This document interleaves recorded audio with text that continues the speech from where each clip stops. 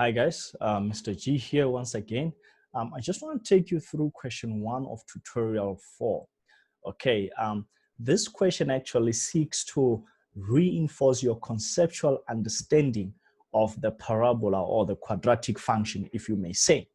And you don't really need to have numbers to do this, but you need to prove to us that you understand the effect of the parameter a on the function and the parameter q on the function. So far, I've spoken to you roughly and I've said to you, a, remember, determines the shape, whether you are sad or happy. Q determines the vertical shift or the up and down shift. So when q is greater than 0, that is when q is positive, okay, you are actually going to have your graph moving up. When q is negative, your graph will be moving down. When a is positive, you are having a happy face, okay? That's how your parabola looks like.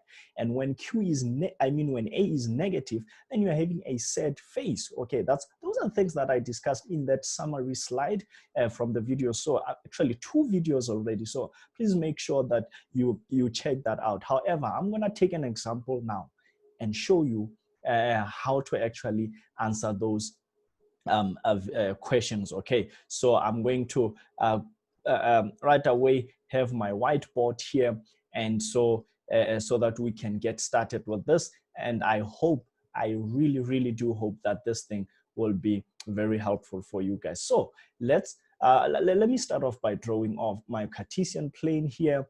There it is, and you can see this is a rough sketch, and that is why the question said a rough drawing. You know, you don't have to be any accurate because there are no numbers that are given here. So let's now think a little bit around the parabola from what I just said. First of all, I'm going to take the case where, just take a different color here. I'm going to take a case where a is positive and q is negative. Okay, so if a is positive, then I know I'm going to have a happy face. Q negative means I'm going to move this happy face downward. Now, because numbers that are less than 0 really are many. There are infinitely many of them. But now looking at your sketch, you know that so far, I hope you have seen this also, that from the graphs that you have plotted, all of those graphs, the axis of symmetry have been the y-axis, has been the y-axis.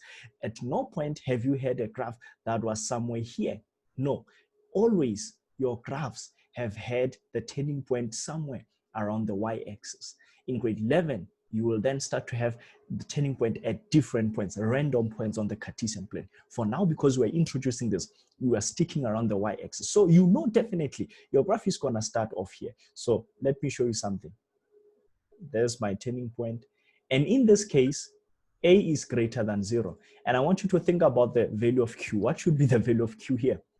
Q is neither positive or negative at this point. In fact, q is exactly 0.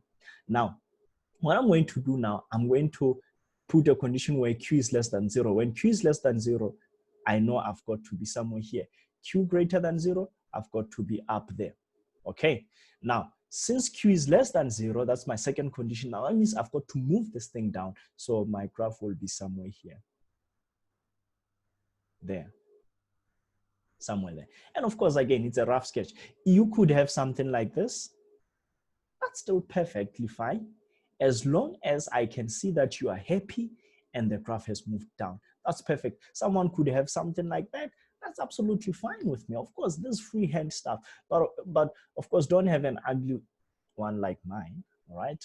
Okay. So just have a nice, decent graph like that or like that, depending on the case of A and Q. Please let me see those cups and caps accordingly. I hope this is clear. Otherwise, you are welcome to direct message me and we can engage further. Cheers, guys.